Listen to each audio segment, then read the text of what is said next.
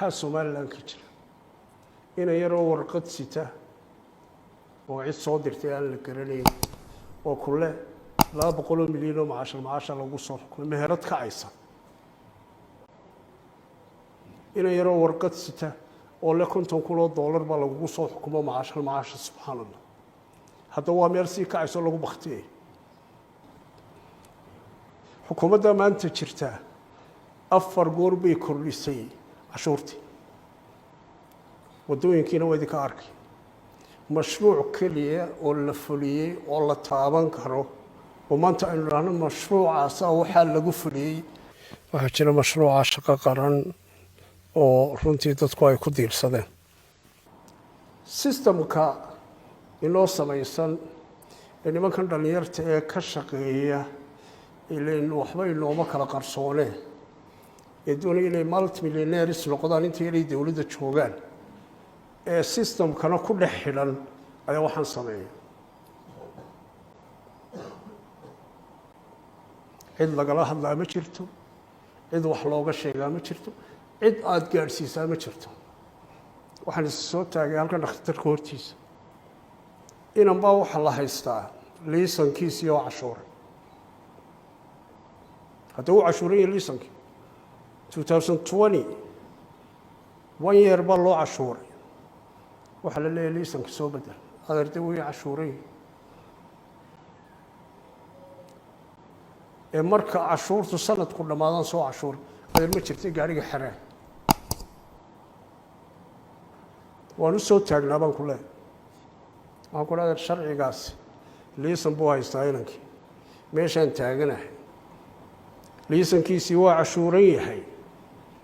ma la sugtaan sanadku intuu dhamaanayo balordo taga checkpointiska waxa ka taagan waxa ka sii daran lacagtiiba qofkii geynaya 15 cisho maalin walba trafficada qabsanaysa 15 cisho kaarka yare technology maanta halku maray waxa sameeyaaba waxa way table kan u leeyahay 15 cisho si noqo soo noqo cid ogaashka toodana ma jirto bal waxa meesha taagan soo eego taga subxaanallah Umar ibn Khattab sakadii buu joojiyay sanadkii abaartu dhacday sakadii buu joojiyay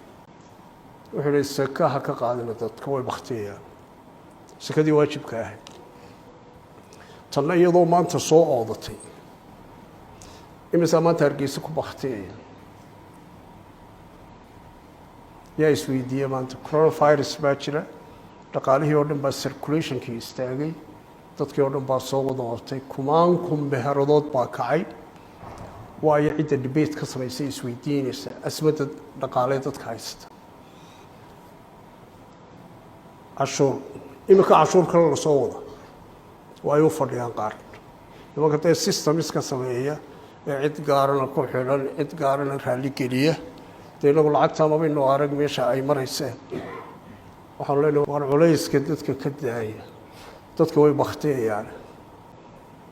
xaalidin kala hadlay oo wax la wada taabtay ninba yimid wuxuu leeyahay 9 caruur aan leeyahay 2 milyan oo macaash kan bay muddo meesha gebigeedaba waxa yaala $400 kuma badno wuxuu leeyahay waxa yar ka soo baxaa 50 ilaa 100 weeyaan aniga bay ma dhaafto buu subxaanallah miyaa khasaare ma jirin sanadkii dambe barwaaqada Umar ibn Khattab dadkii la hadlay wuxuu dhawaarey dhageysta roobkii waa da'ay sanadkii hore sakadiisii kaana sanadkan sakadiisii kaana waa nidaamkii aqliga ku dhisnaa kitaabkii ilaahay baa laga fitiyooday sakadii waajibka ahayd markii dadkii baahdeen xukuumadda waxaan leenahay war cashuurta aan aqliga ku dhisnayn ee aan debate laga sameyn ee aan dadkii lala tashan subxaanallah dadkii way baqtiyayaan ha laga ilaaliyo ilaahay sidoo kale ku jira